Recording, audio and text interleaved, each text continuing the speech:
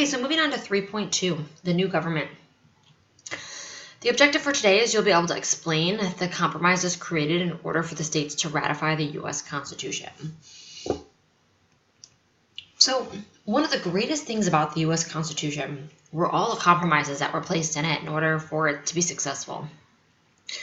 We are the longest running democracy, and much of that is because of the compromises and the way that the Founding Fathers created the document. So 1787 in Philadelphia, so again, a year after Shays' Rebellion, all of the states sent delegates to Philadelphia for the Constitutional Convention, for the exception of Rhode Island. Rhode Island did not send a delegate.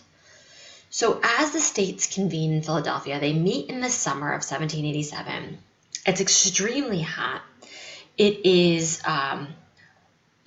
the meeting is under lock and key. They don't want anyone to know what they're talking about or what they're discussing. So they would not open the windows. They would not open the doors. And they were in there for days at a time. So extremely secretive. George Washington was very favorably elected as the president of the convention. So you can see him in the picture, the painting down here at the bottom, standing up at the front of the room as he was elected the president of the convention. And so his major purpose was just to make sure that everyone had time to speak and help with the drafting of the Constitution. So the first Great Compromise, it's called the Great Compromise, also known as the Connecticut Compromise. And this is where we took two plans, the Virginia plan and the New Jersey plan. So if you know anything about New Jersey, it's a very small state. And so as a small state, they wanted to ensure that small states were protected in this new government. Virginia is a large state. Virginia wanted to make sure that large states were protected under this new government. So Virginia came up with a plan that we would create a legislative branch, and in the legislative branch, representation would be based on population, which would benefit large states. They also said there should be three branches of government: the judicial, legislative, and executive. New Jersey said that's not fair if we have it based on representation, because then the small states will never have a say. That the big states will get to decide everything. So it should be equal number of representation. Everybody should have the same amount.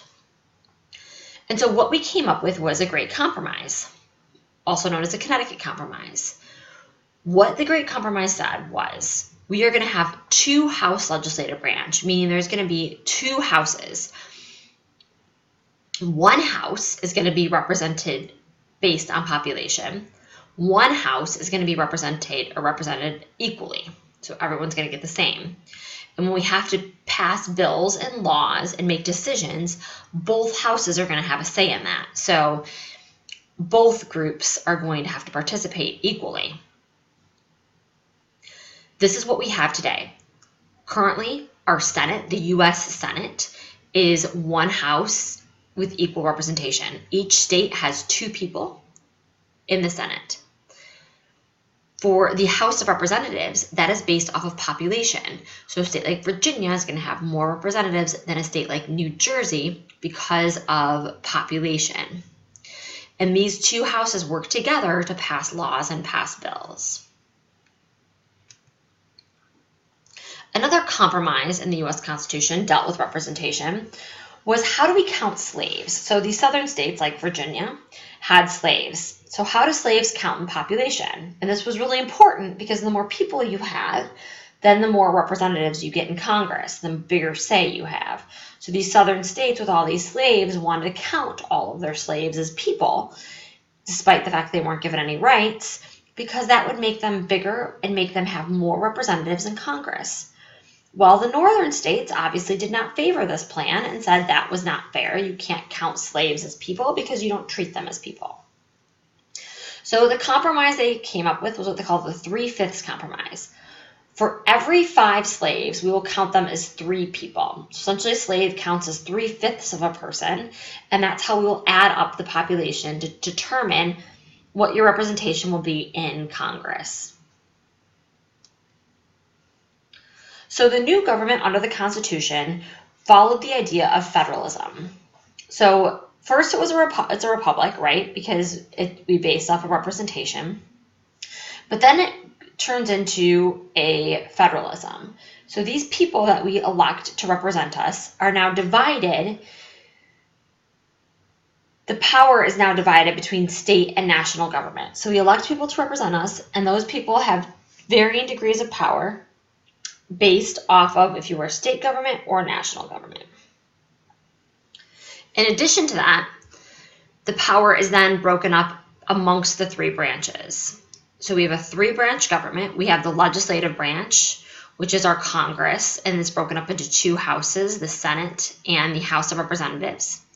Then we have the executive branch, made up of the president and the vice president. And then we have the judicial branch, which is made up of the U.S. Supreme Court. In addition to that, each one of those branches has what we call a check and balance on one another, meaning that one branch cannot have too much power over the others. This was how we protected against what everybody was afraid of. Everybody was so afraid that you would have a federal government with too much power. Well, what they decided was if we divide that power, then not one person is going to have all the power. And so they divided it into the legislative branch, which is our Congress, and they're the ones that make the laws. They divided it into the executive branch, the president, and the president is the one that carries out the laws. And finally, the judicial branch, the Supreme Court, who interprets the laws. So how do they check each other's power? Well, if the legislative branch passes a law, the executive branch has the ability to veto it. So they can sign a veto and say, no, this law is not going to be passed. Well, then the legislative branch can check the executive branch if they want to. They can override the veto. Now, they have to have a lot of votes in order to override the veto. It is not something that is easy to do. But if the president was trying to do something that was unethical, then Congress does have the right to stop it. And then finally, the judicial branch can just say laws are unconstitutional, which they do all the time. That is what they do, is they take a look at laws and they determine whether those laws are constitutional or not. And this is why we have had the longest running democracy, is because of the fact that we have a strong sense of federalism, so a strong division of powers between our state governments and our national government. In addition to that, we have compromises like the Great Compromise, that compromise between the Virginia Plan and the New Jersey Plan.